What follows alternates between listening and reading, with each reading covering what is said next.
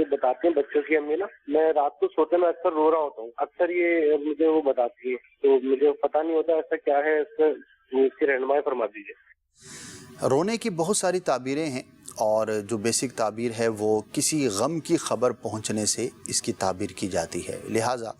ہو سکتا ہے کہ جن دنوں میں آپ نے خواب دیکھا کوئی ایسی خبر پہنچے جو آپ کو غم زدہ کر دے، وہ کوئی نقصان بھی ہو سکتا ہے، کسی دوست کا نقصان بھی ہو سکتا ہے، کوئی بھی قریبی رشتہ دار کو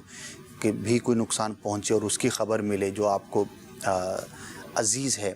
تو ذہنی طور پہ تیار رہنا چاہیے۔ بعض اوقات مستقبل میں پیش آنے والی کسی آزمائش سے متعلق خواب میں بیان کیا جاتا ہے، تو اللہ پاک